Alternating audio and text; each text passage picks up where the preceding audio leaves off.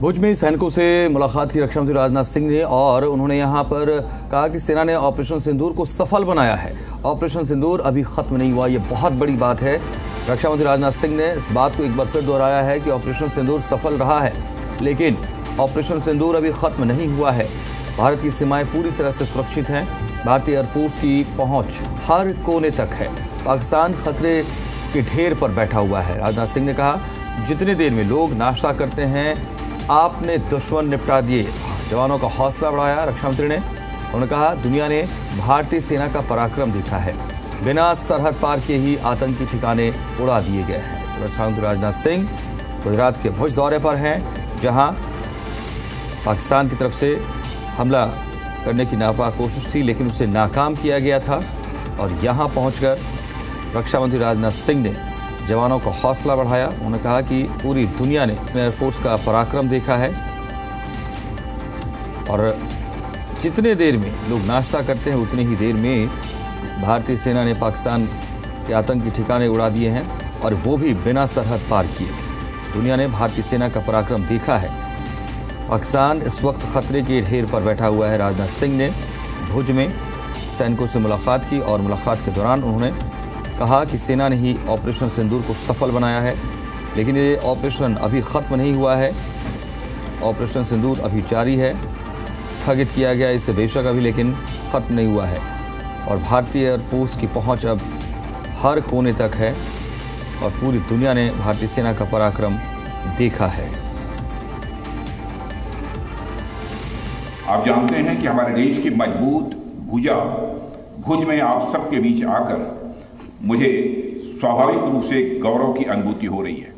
और यह भुज 1965 में पाकिस्तान के खिलाफ हमारी जीत का भी साक्षी रहा है, और यह भुज 1971 में पाकिस्तान के खिलाफ हमारी जीत का भी यह साक्षी रहा है। और आज एक बार फिर यह भुज पाकिस्तान के खिलाफ हमारी जीत का साक्षी बना है। इसकी मिट्टी में देशभक्त की खुशबू है, और यहाँ के जवानों में भारत की सुरक्षा का एक अडिग संकल्प भी है। आप जानते, कल मैं भारत के उत्तरी भाग में जवानों से मिला था, और आज मैं भारत के पश्चिमी भाग में अपने एयर वॉरियर्स और अन्य जवानों से भी यहाँ मिल रहा हूँ। दोनों ही फ्रंट्स पर हाई एनर्जी और हाई जोश देखकर सच्चाई है कि मैं स्वयं को अपने को उत्साहित महसूस कर रहा हूँ, और आश्वस्त हूँ कि भारत की सीमाएं आप सभी के मजबूत भुजाओं से पूरी तरह से। और मैं बताना चाहता हूँ, ऑपरेशन सिंदूर नाम किसने दिया? ऑपरेशन सिंदूर का नाम हमारे देश के यशस्वी प्रधानमंत्री आदरणीय नरेंद्र मोदी ने दिया, जो इसी जापान की धरती, इसी गुजरात की धरती पर गुजराती मां के। और ऑपरेशन सिंदूर के दौरान जो कुछ भी आपने किया है, समस्त हिंदुस्तानियों को, चाहे वो भारत के रहने वाले हों अथवा दुनिया के दूसरे देशों में रहने वाले हों, सभी गौरवान्वित हुए हैं। भारतीय वायुसेना के लिए सिर्फ 23 मिनट यह काफी थे पाकिस्तान की सरजमी पर पल रहे आतंक के अजगर को कुचलने के लिए, और वह आपने करके दिखाया है। यह कहना गलत नहीं होगा, जितनी देर में लोग नाश्ता पानी निपटाते हैं उतनी देर में आपने दुश्मनों को निपटा दिया। आपने दुश्मनों की जमीन पर जाकर आपने मिसाइलें गिराई है। उसकी गूंज केवल भारत की सीमाओं तक ही सीमित नहीं रही है, बल्कि सारी दुनिया ने सुना है मेरे दोस्तों, सारी दुनिया ने सुना। और वास्तव में वह गूंज सिर्फ मिसाइल्स की ही नहीं थी, वह गूंज थी आपके शौर्य की और भारत के सेना के जवानों की।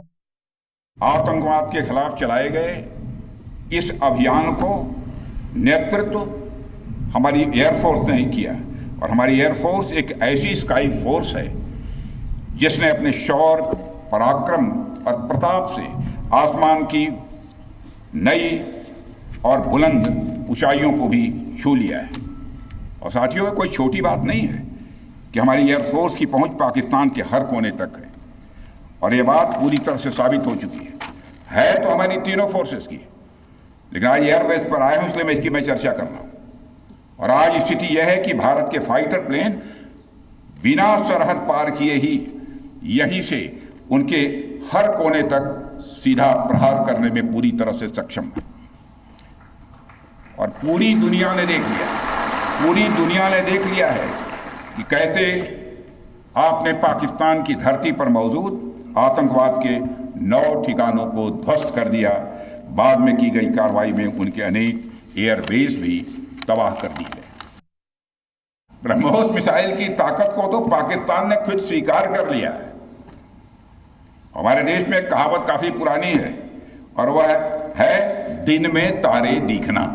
मगर भारत में बनी ब्रह्मोस मिसाइल ने पाकिस्तान को रात के अंधेरे में दिन का उजाला दिखा दिया है।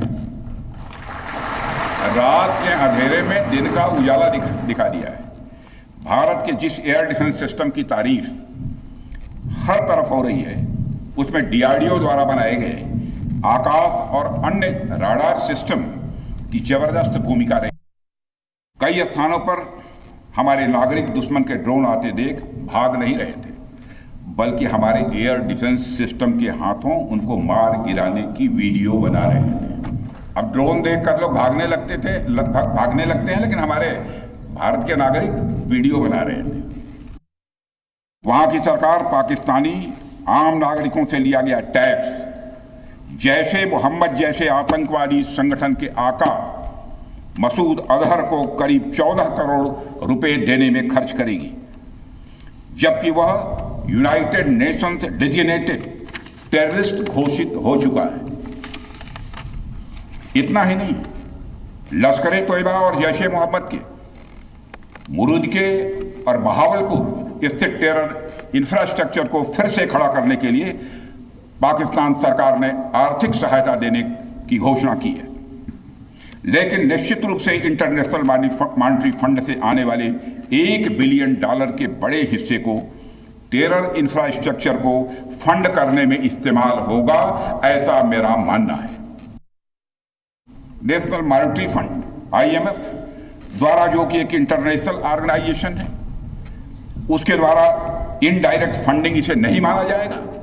मैं दुनिया के लोगों के सामने यह सवाल रखना चाहता हूं। इसलिए मैं मानता हूं कि आज के समय में पाकिस्तान को किसी भी तरह की आर्थिक सहायता टेरर फंडिंग से कम नहीं है।